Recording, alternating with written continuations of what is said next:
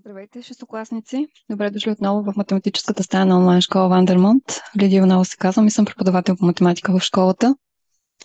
Знаете, всеки ден от 18 часа са нашите часове от понеделник до петък. С вас и от вчера, както ви казах, вече всъщност имате на отделен файл в отделната тетрадка задачите с домашна работа. Първо ще ги имате само задачите, а по-късно ще бъдат качвани решенията, така че не може да си сравните как сте решили, ако някъде сте имали затруднение, да си проверите нещата. Така, Марти, разбирам, че не си решил домашната. Не е проблем, казах ви, когато имате възможност, няма да ви пиша оценки на домашната работа да проверявам. И този час всъщност ще започнем с блиц въпроси, които са върху вчерашната домашна работа, част от задачите, така че пак ще ги погледнем и ако някой не е започнал да решава въобще, пък ще знае как да се справи с тях. Време да започваме с упражнения върху свойства на пропорциите, тъй като вчера не ни стигна времето да решаваме задачи. Реших днес да използваме урока за това. И да започнем сега, както ви казах, с блиц въпросите. И първият от тях е: пропорция ли е даденото равенство? 4 върху 14 равно на 21 върху 8. 42% от вас смятат, че това равенство е пропорция. Останалите са на мнение, че не е. Добре, да видим кой иска да ни каже. Хайде, Марти. Поред мен това не е пропорция. Защо? Ами, защото като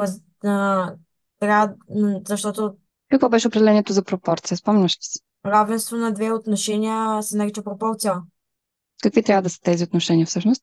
Равни, нали? Равенство между две равни отношения. Ако решим да разделим 4 на 14, трябва да получим също число, което се получава при разделянето на 21 и 8, за да кажем, че това е пропорция, нали така? Да. Да. А в случая виждаме, че това не може да се случи. Точно така. Тук отговорът е Б. Това равенство не е пропорция. Добре, а ако беше така записано, 4 към 14 се отнася така както 8 към 21, това дали е пропорция? Това вече е пропорция. Така, добре. Защо? Хайде да видим. Не е пропорция. 4 към 14. Ако съкратим тази дроб, можем ли да я съкратим? Не можем. Така, не можем ли? Можем. Не. На колко? На 2. Нали? На 2 какво ще се получи? В числител? В числител ще се получи 2, а в знаменател Така, 7. 7. Значи, получаваме 2 седми, като съкратим тази дроб. Да видим другата. Имаме 8, 21. Да, добре. Тук можем ли да съкратим? Тук май не можем да съкратим. Тук не можем да съкратим. Добре. И действително виждаме, че ако Значи първоначално не можем да преценим, по този начин проверяваме. Да, 2 седми не са равни на 8, 21, така че и в този случай също нямаме пропорция. Добре, продължаваме с втория близ въпрос. Благодаря ти, Марти. Какви са стойностите на хикс и y в тези две дадени пропорции? 5 и 8 или 6 и 14 съответно. 36% сте за А подточка, т.е. според вас хикс е 5, y е 8. 64% смятате, че хикс е 6, за y трябва да имаме 14. Добре, да видим. Андрей Руса да чуем. Верният отговор е В В подточка. 14. Добре, може би малко трябва да отдалечиш микрофона. Добре, според теб е в подточка, т.е. хикс е 6, а за y получаваме 14. Да видим дали е така. Избрах тези пропорции, защото в тях участват и стични дроби и обикновени, малко по-интересно е, тъй като може да се затрудните на нея. Да видим решението. В първата пропорция имаме 0,2 към 0,3 се отнася така както 4 към хикс. И като използваме основното свойство на пропорциите, трябва да изразим хикс от тук. Първо обаче, какво правим? Преобразуваме си лявата част, тъй като там имаме десетични дроби. Тоест тази дроб, ако я приемем за на обикновена дроб с числите знаменател десетични дроби, я разширяваме с 10, за да може делителя в случая да стане цяло число. По същия начин се получава обаче в числител става 2 трети, равно на 4 върху хикс, ако това ни е уравнение. Нали? При пропорцията казваме 2 към 3 се отнася така както 4 към хикс. И получаваме за хикс, че е равно на 4 по 3 върху 2. След като съкратим, получаваме стойност 6 за хикс. След това заместваме във втората пропорция. Хикс е 6. И отново лявата част, както виждате, трябва да си я преобразуваме, защото имаме 1/3 към 1/7. Какво правим? Това е деление на 1/3 на 1/7. Делението преминава в умножение и умножаваме по реципрочната на тази дроб, която е 7/1, или получаваме отляво 7/3. Като заместим и хикс с 6, получаваме ето тази нова пропорция. Оттам изразяваме y. Вече по обичайния начин, след като съкратим, получаваме, че y е равно на 14. Точно така, верен отговор по точка тук. Добре, благодаря, Андрей. Сега да видим и третия въпрос. А и D в пропорцията А към Б се отнася така, както С към D, се наричат средни членове или крайни членове. 16% сте за А по точка, т.е. според вас това са средни членове, останали считате, че това са крайни членове на пропорцията. Да видим. Хайде, Калуян. А и Д в пропорцията А към Б равно на С към Д се наричат Б крайни членове. Точно така. Това е верният отговор. Крайни членове. Защо е така? То е видно. Ако запишем пропорцията във вида А към Б с две точки, вместо с дробна черта, се отнася както С към Д, какво виждаме? А и Д всъщност се намират в двата края. Да. Точно така. Затова ги наричаме крайни, а Б и С са средни. И може и от самата пропорция в този вид да прецените, че започваме с А и свършваме накрая с Д. Нали? По този начин също може да прецените кой е правилният отговор. Благодаря ти, Калуян. Продължаваме нататък. Така, да си припомним основното свойство на пропорциите. Да гласи, че произведението на крайните членове на една пропорция е равно на произведението от средните членове. Вече упражнихме това в задачи. И останалите свойства, част от които са следствие от това основно свойство. И другите набързо вчера ги изговорихме и нямаше достатъчно време да ги упражним, както казах, затова реших днес да направим това. И всъщност от тези, които вчера видяхме, всъщност от тази таблица, четвърто и пето свойство, от тях следва ето това, което вчера разгледахме, но от тях не ги видяхме. Вчерашния урок, значи А към Б е равно на А плюс С върху Б плюс Д и А към Б е равно на А минус С към Б минус Д. Така че това ще ги използваме в задача днес, за да може все пак да видите как се получават нещата. Така че да започваме. Ето е първа задача. Александър Александров, да чуем. Така, като използвате свойствата на пропорциите от дадените пропорции, съставете нови. Значи тук ще трябва да използваме свойствата от таблицата, за да направим нови пропорции. Да, използваме тези, които следват от основното свойство. Ето можем да разменяме местата на членовете. Нали? И получаваме пак такива равенства, които също са пропорции. Добре, тук според мен може да разместим 1 и 21 и ще се получи пак пропорция. Точно така. Това са крайните членове, така? Да. На пропорцията в случая и тези са 3 и 7 са средни членове. Точно така. Значи един от вариантите беше да разменим местата на крайните членове в пропорцията и получаваме какво? В случая 21 към 3. 21 върху 3 е равно на 7 върху 1. Така, или четем так. 21 към 3 се отнася както 7 към 1. Да. И то е очевидно, че нали, се получава от 21 към 3, като съкратим на 3, получаваме 7 първи. Добре. Да. Следващия вариант какъв е? Може да разменим 3 и 7. Точно така. Местата на средните членове. И получаваме какво? 21 върху 7 е равно на 3 върху 1. Добре. Ти всъщност сменяме местата на средните членове. Така, на 3 и 7. То ще имаме 1 към 7. Да. Гледаме първоначалната пропорция. От нея се ръководим. Да.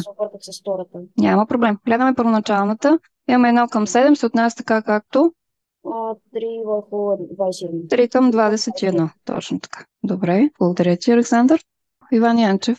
Сега трябва да съкратим 20 на 3. Не да съкръщаваме. Да разменим местата, за да получим нова пропорция. Разглеждаме основната пропорция. Ето тази. 1 към 3 се отнася така както 7 към 21. Получихме две нови пропорции от нея. В първия случай разменихме местата на крайните членове. Във втория разменихме местата на средните. И третия вариант, спомняш ли си кой беше? Да разменим едновременно и на средните членове, и на крайните местата. Какво ще се получи? Значи какво ще стане? 21 ще отиде на място на 1. Нали така? 21 седми върху 7. Така. Точно така. 21 към 7 се отнася така както? И 3 първи. 3 към 1. Точно така. Това е третия вариант. Чудесно. Хайде да направим сега първия вариант и от подточка. Аз ще препиша. Имаме 3 към 4. Се отнася така, както 4,5 към 6. Първо да си я запишем в този вид, нали? За да ни е по-лесно. Имаме 3 към 4. Аз ли Се пак? отнася така, както 4,5 към 6. Отново имаме ето тези крайни членове. 3 и 6. А средни са останалите два. 4,5 и 4. Така, хайде сега да видим коя ще е първата пропорция, която ще съставим. Първата ще бъде 6 върху 4,5, което става 45. То си остава така за момент. Да, ние няма да смятаме тук, само записваме вариантите. Това ще бъде равно на какво? 4 върху 3. Точно така. Ти направи също, което направихме и тук, нали така? Сменихме местата на всички членове едновременно. Добре. Благодаря ти, Иван. Александър само. 3 върху 6 и 4,5 върху 4. Дали можем да направим това? М, Можем да сменяме местата на крайните членове или на средните. Това ни останаха като варианти. Кой ще си избереш? 4 върху Върху колко ще трябва да стане, ако качим 4 в числител? Така 4. да се каже. Значи едно сменяме местата на средните членове. Добре, отива 4 в числител. Знаменател трябва да бъде 6. 6. И от другата страна пък какво ще имаме? Все едно разменяме местата сега на лявата и на 4,5 дясната част. върху 3. По-скоро ще е 3 върху 4. върху 4,5. Да. Да, добре. Това, че сменяме лявата и дясната част, местата им не ни пречи. Да знаем, че можем да го направим. Добре. Искаш ли да пробваме и другия вариант, последния, който ни остана? Сега сменихме местата на средните членове. На крайните, ако сменим, какво ще получим? М, Тоест местата на 3 и 6. Нали? Какво ще имаме? 3 върху 4 върху 6 върху Върху Чет- колко? Върху 4, точно така. 6 към 4 ще бъде 3 равно на 4,5 върху 3. така. Точно така. Значи тук така, средните членове се запазват местата, разменяме само местата на крайните членове. Това са вариантите в случая. Да, благодаря ти. Справихме се с тази задача и продължаваме към втора. Така, Виктор, да чуем. Хикс към Y е равно на 2,7. Се отнася така, както това, вместо равно казваме това. Се отнася така, както 2,7 към 0,3 стотни имаме тук. Да, точно. Пресметнете. А под точка. Така. м, Имаме 2,y хикс плюс y върху y да пресметнем. Добре. Първо обаче ще е добре да си я запишем тази пропорция в вида с дробна черта, нали? За да ни е Да. по-лесно. Добре. Аз ще направя така. Правя тук място за това. Хайде да запишем. Имаме какво? Хикс мисля, към че y равно на 2,7 към върху 0,3 стотни. 300. Мисля, че ще стане 270 към 3. Така, добре. Предлагаш да разширим тук. Нали? Това отношение. Добре. За да получим в числител цяло число. Добре. Да. Имаме в знаменател, извинявам се, да. Числител ще бъде. Пак ще стане цяло. В момента е това дробно. Добре, разширяваме с колко? С 100. С 100. Т.е. умножаваме числителя и знаменателя по 100 и получаваме 270 към 3. така, към 3. Добре. Съкръщаваме 3 с 270 и получаваме 90. Така, това е 90, точно така. Добре, хайде да видим тогава x плюс y върху y и всъщност можем да си помогнем с свойствата. Така, видим кое свойство сега ще използваме тук. Ако не се лъжа, ето това, нали? Да, А плюс b върху b е равно равно на... c плюс d върху d. Да. Добре, аз ще го запиша тук. А плюс b върху b равно на c плюс d върху d. Добре, имаме случай. Хикс плюс y върху y ще бъде равно на какво? Тук май ще трябва да си послужим с първоначалните стойности. Искаш ли да какво ще ни се получи? Добре. В случая c ни е 2,70 и d е 0,300. Пак ще трябва да разширяваме. Или ако искаш пък с тези стойности. Хайде да Добре. видим. Кое да си изберем? 270 към Добре, 3. по-добре ти изглежда, да не разширяваме пак. Добре, Да. какво ще имаме? 270 М, плюс 3 плюс 3, точно така, към 3. към 3.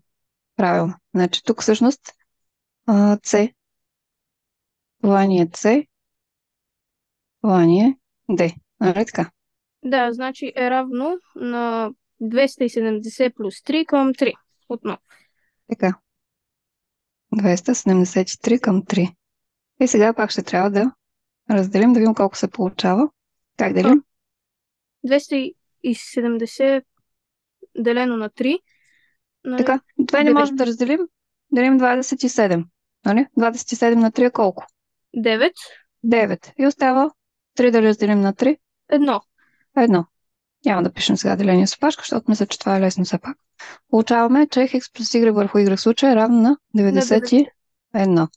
Добре, чудесно. Благодаря ти. Да включим още някой за следващата подточка.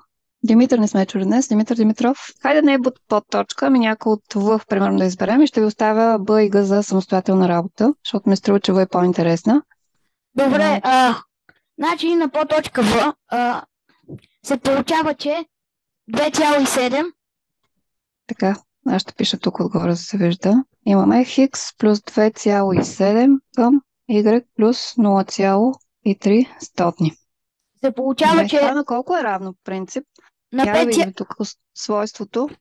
Какво имаме? А към Б. е равно на равно плюс на- C върху B плюс D. Така.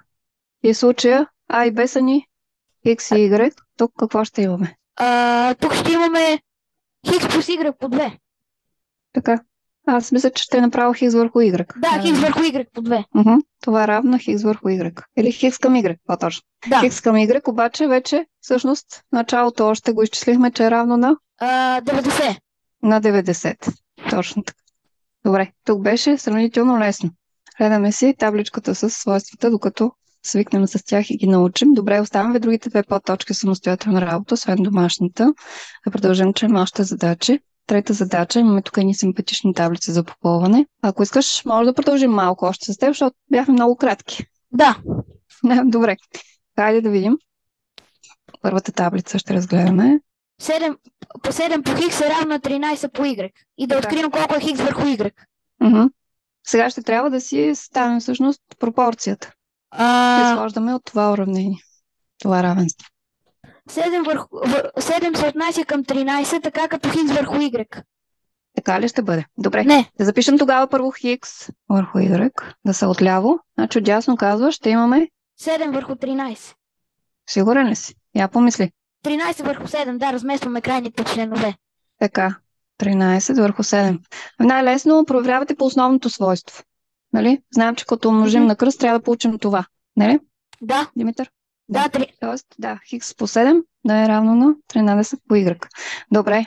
И всъщност можем вече да помним първата колонка в таблицата, нали? пишем 13 делено на 7. 13 върху 7. Добре. Втората. Тук е 13 плюс 7 върху 7, Така. Добре. X плюс Y върху Y.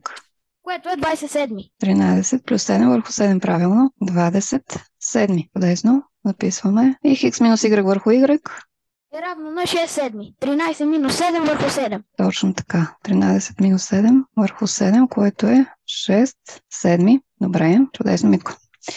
Благодаря ти. Хайде за подточка. Никола Койджев. Хикс върху U. Така. Тук обаче имаме Y върху Хикс. Нали? Първото, което трябва да помним, затова може би ще е добре направо това да запишем. Изразявам Y върху Хикс. Това е първото, което... Не, че ще ни е трудно, ако изразим Хикс върху Y, после да го обърнем, но все пак. Добре, това ще бъде равно на какво от този израз? 13 трети. Така, ти направо ги смяташ, добре. Връщаш смесеното число в дроб обикновено и тя всъщност е неправилна дроб, нали? Затова всъщност е и смесено число. Добре, значи, я да видим. Тук в числител какво ще имаме обаче? Да, точно това. 4, 1/3, което е колко казваш? 13. Как го намираме? Умножаваме 4 по 3. 3 и Така, и събираме с 1. Това пишем в числител. Знаменател се става 3. Добре, имаме 13 трети. Така, върху Там 6,5. 6,5. Да. Добре. Хайде сега да видим как ще си го сметнем това колко е. Я виж 6,5 как... Може да се съкрати с 13. А как можем да го представим? 6,50 може да го представим като 13 втори. Можем ли? Да.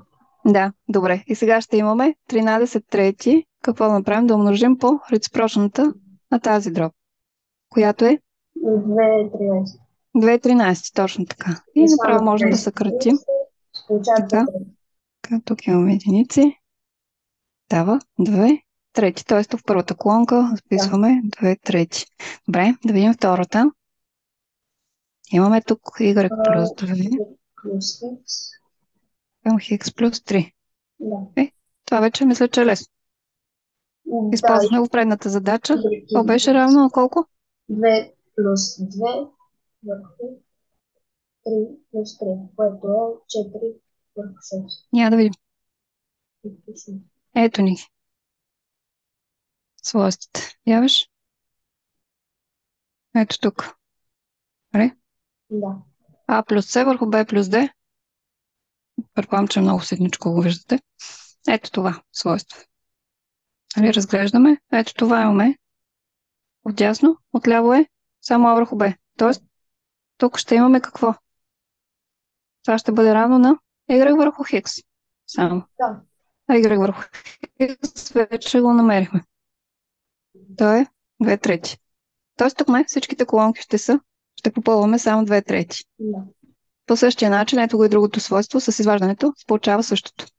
Y върху Хикс или отново 2 трети. Добре, благодаря ти, Никола.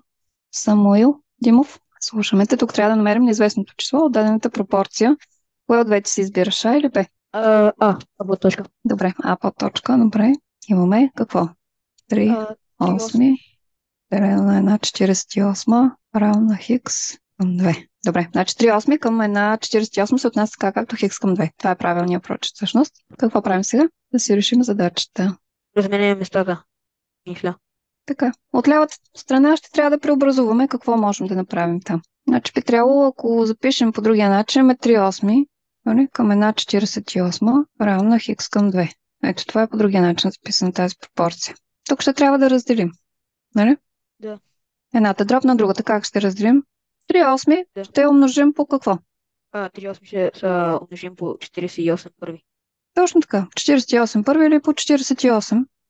Без значение, тъй като когато има знаменател единица, това е цяло число, да знаем, добре, това ни е равно на Хикс към 2. Тук какво ще направим? Отново отляво. Мога да съкратя 48 и 8 на 8. Така. И получаваме тук единица в числител 6. 6. Добре. Става 3 по 6 равно на Хикс към 2. 3 по 6 е колко? 18. 18 равно на Хикс към 2. Или като пропорция, ако трябва да го запишем, имаме 18 към 1, се отнася така както Хикс към 2. От тук Хикс на колко е равно? Използваме практическото правило, което следва от основното свойство. 18 по 2 делено на 1. Нали така би трябвало да бъде? Да. Съгласен ли си? Малко глухо те чувам в момента. Така. По-добре. Да, така е по-добре. Значи, ако трябва да го запишем подробно, имаме това за Хикс. Въпреки, че единицата ни е нужна в знаменател, имаме 18 по 2. 18 по 2, 36 мисля. 36. Добре. Нещо отдалечаваш явно от микрофона, затова не те чувам добре. Добре, оставам вие по точка да си дорешите сами или имате още две задачи допълнително в домашната работа. Както обясних вече, тя ще бъде на отделна тетрадка. Първо само задачите и след това ще имате качена с решенията, за да сравнявате отговорите или пък някъде, ако не сте успяли да видите как се решава задачата. Благодаря ви много за вниманието и за съдействието. Пускам ви анкета, за да оцените урока. Пожелавам хубава вечер.